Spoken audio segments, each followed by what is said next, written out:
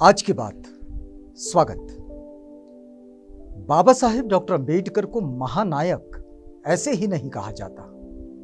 दरअसल बाबा साहेब के व्यक्तित्व के कई पहलू हैं और इन अलग अलग आयामों में बाबा साहेब एक नायक के रूप में, एक मार्गदर्शक के रूप में, एक आदर्श व्यक्तित्व के रूप में उभर कर आते हैं। उनके जीवन का हर एक आंदोलन ये हर पीढ़ी को एक मार्गदर्शन देता है, उसके जीवन के सामने एक लक्ष्य खड़ा करता है। बाबा साहेब के जीवन के जो अनेक पहलू हैं, जिसमें बाबा साहेब एक अच्छे लेखक है, वक्ता है, संशोधक है, समाज क्रांतिकारी है, राजनीतिज्ञ है, अर्थशास्त्री है,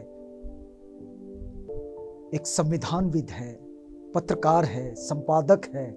ये सब उनके जीवन के कई पहलू जो उनके अपने व्यक्तित्व के गुण रहे हैं, इन गुणों के साथ बाबा साहेब हमारे सामने आते हैं। लेकिन उनके जीवन का एक बड़ा ही अछूता पहलू रहा है जिसको लोग बहुत कम छूते हैं। बाबा साहेब की जीवनी से ये बात मिलती है और वो पहलू है कि बाबा साहेब उद्योग, उद्यमिता, इस क्षेत्र से भी बहुत प्यार करते थे और इस क्षेत्र में भी उनकी दखल रही है। अब देखिएगा, बाबा साहेब को एक अर्थशास्त्री के रूप में पूरी दुनिया स्वीकारती है। बाबा साहेब की जो पढ़ाई है, उनके जो थीसिस है, वो सब अर्थशास्त्र के क्षेत्र में है, वित्त के क्षेत्र में है। ऐसे में बाबा साहेब के जीवन से जुड़ी एक दो तीन घटनाएं जो हम आपको बताएंगे कि बाबा साहेब किस तरह से उद्यमिता की ओर सोचते थे। तो ये बात है 1917 की। 1917 में बाबा साहेब की उम्र बहुत ज्यादा नहीं थी और 1917 में बाबा साहेब एक बड़ा ही महत्वपूर्ण काम करते हैं। आज की भाषा में जिसे स्टार्टअप कहा जाता है। बाबा साहेब स्टार्टअप करते हैं, मतलब अपने उद्योग की शुरुआत करते हैं, अपनी एक कंपनी की शुरुआत करते हैं। उनकी कंपनी का नाम स्टॉक मार्केट एंड शेयर्स, ये उनकी कंपनी का नाम। और इस कंपनी के द्वारा अपने काम की शुरुआत करते हैं। वो वक्त भी देखिएगा कैसा था और कितना चुनौती भरा था। एक तो बाबा साहेब के पास वो आर्थिक स्थिति नहीं थी कि जो उनको उनकी उच्च शिक्षा के लिए उन्हें प्रेरित करें।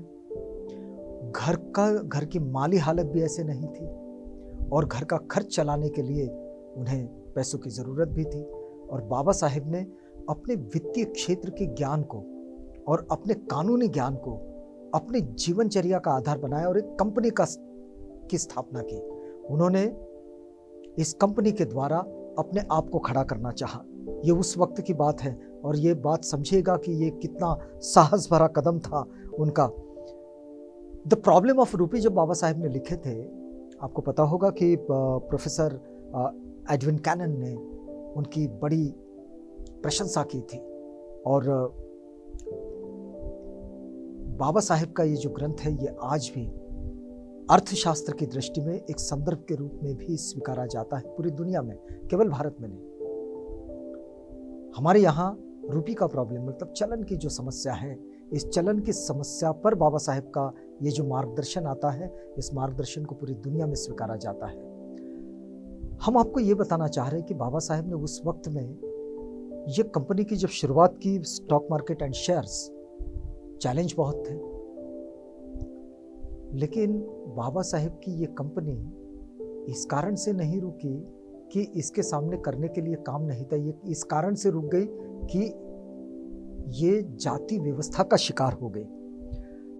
आपको पता होगा, बाबा साहेब के एक बड़े प्रिय मित्र रहे नवल भटेना। नवल भटेना से बाबा साहेब ने कुछ पैसे उधार लिए। ये पैसे अग्रिम मांगे, ऐसा मान लीजिए 2000 रुपये। और बाबा साहेब मार्केट को बड़ा गंभीरता से और बड़ी गहनता से उसका अध्ययन करते थे। उनको पता था कि जर्मन मुद्रा जो है उसकी कीमत बढ़ जाएगी, और हुआ ऐसा ही। और इसकी कीमत जो बढ़ी तो नवल भट्टेनाथ के अपने मित्र के पैसे भी उन्होंने वापस किए और अपना खर्च भी चला लिया।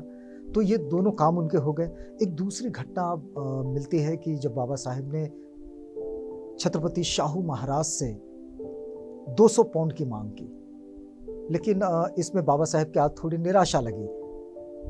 इसमें दरअसल इस बार पाउंड के मुकाबले रुपया गिर गया और यहाँ उन्हें निराश होना पड़ा।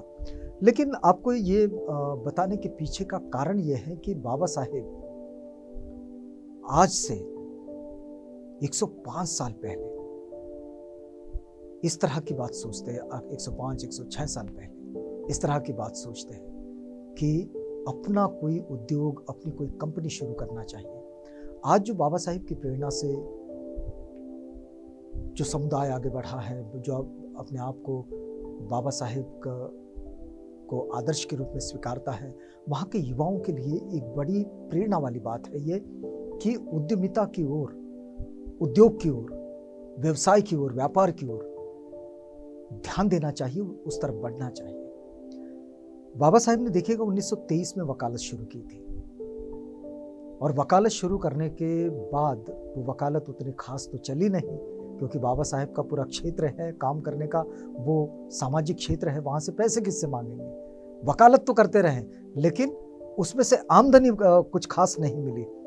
तो बाबा साहेब ने बॉटलीबाई अकाउंटेंसी ट्रेनिंग इंस्टीट्यूट जो है, यहाँ प्रोफेसरी की नौकरी स्वीकार ली। और यहाँ प्रोफेसर वे किस बात के थे, तो वहाँ अकाउंटेंसी पढ़ाते थे और वाणिज्यिक कानून जो है, मतलब कंपनी लॉ और इकोनॉमिक्स, इन दो चीज़ों को पढ़ाने के लिए वे बॉटलीबाई अकाउंटेंसी ट्रेनिंग इंस्टीट्यूट में प्रोफेसरी करने लगे। हम बाबा साहेब के इन गुणों से इस बात का जरूर पता लगा सकते हैं कि बाबा साहेब के मन में उनके जो व्यक्तित्व के अलग अलग गुण हैं, उसमें ये जो उद्यमिता का जो गुण है, ये भी एक विशेष गुण है।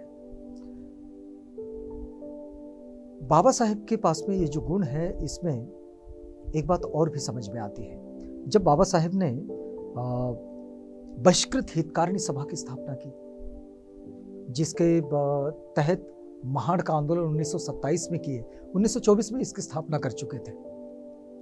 बहिष्कृत हितकारिणी सभा की जब स्थापना किए तो इस बहिष्कृत हितकारिणी सभा की स्थापना के अन्य उद्देश्यों में एक उद्देश्य भी था, और वो उद्देश्य क्या था कि उद्योग को बढ़ावा देना, उद्यमियों को तैयार करना और उसके अनुकूल माहौल बनाना।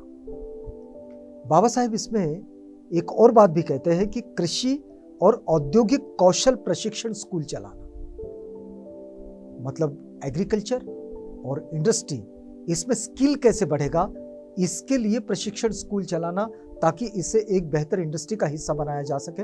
बाबा साहेब औद्योगिकरण के कभी विरोध में नहीं रहे, लेकिन बाबा साहेब का स्पष्ट मानना रहा कि वे उद्योग जो ढांचागत उद्योग है, मूलभूत उद्योग है, वो उद्योग सरकार के पास ही रहने चाहिए। वे कृषि में एक बात को जरूर देखते थे कि भाई ये छोटे छोटे टुकड़े हैं लोगों के पास, इसमें खेती कैसे होगी, तो वे सामूहिक खेती पर बहुत ज्यादा बल देते थे।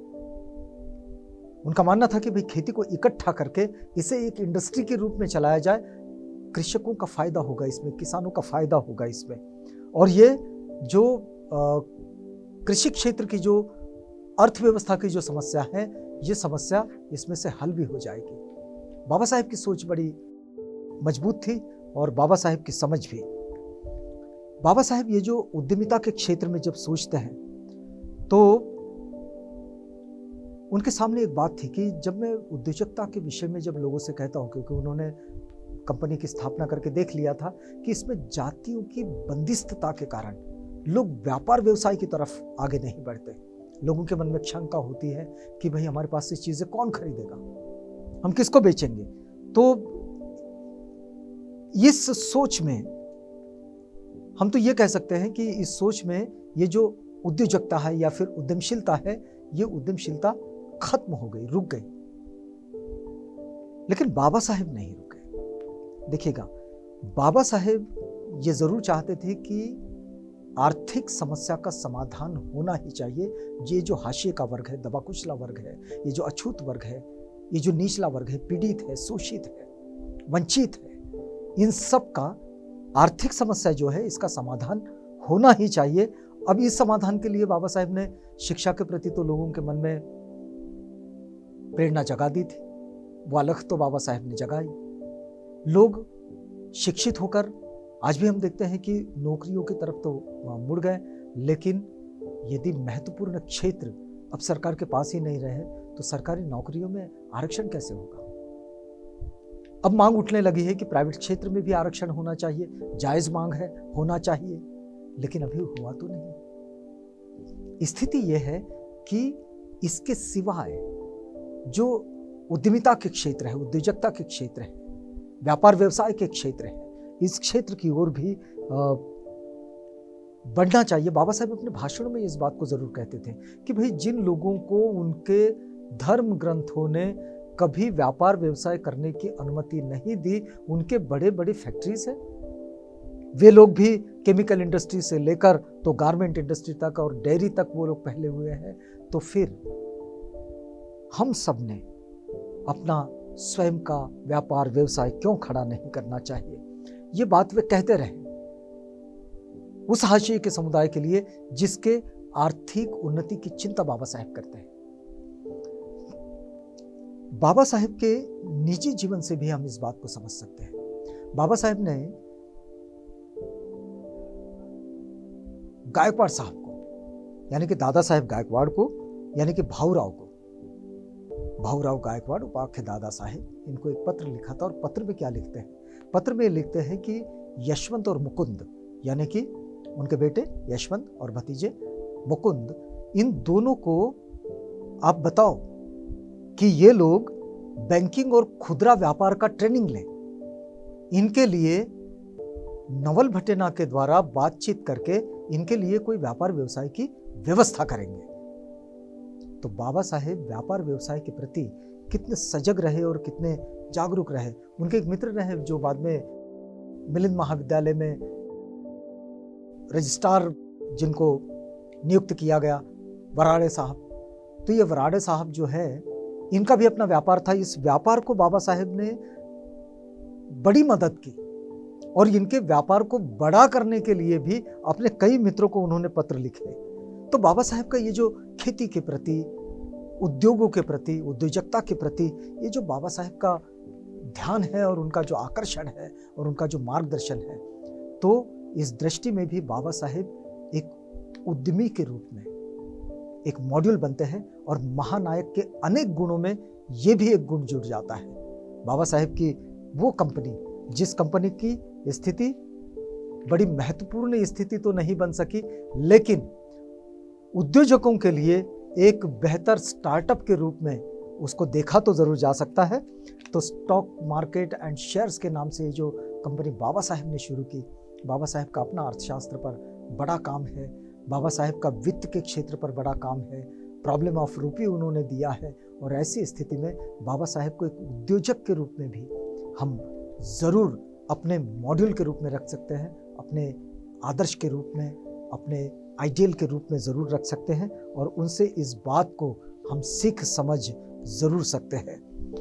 यदि हम बाबा साहेब से अलग अलग गुण लेते हैं, उनके राजनीतिज्ञ के रूप में, उनके सामाजिकता के रूप में, एक समाज क्रांतिकारक के रूप में, एक धार्मिक नेता के रूप में, एक सांस्कृतिक नेता के रूप में, एक शिक्षाविद के रूप में, एक अर्थशास्त्री के रूप में, इन सब रूपों में अगर बाबा साहेब आते हैं तो एक उद्यमी के रूप में भी वे एक मार्गदर्शक जरूर बन सकते हैं। बाबा साहेब का ये जो पहलू है, इस पहलू को भी हम अपने जीवन में एक मॉड्यूल के रूप में स्वीकार सकते हैं और अपने जीवन को बेहतरी की ओर ले जा सकते हैं। आज की बात में यहाँ रुकते हैं, कल मिलेंगे किसी और जानकारी के साथ। तब तक के लिए हमें इजाज़त दीजिएगा।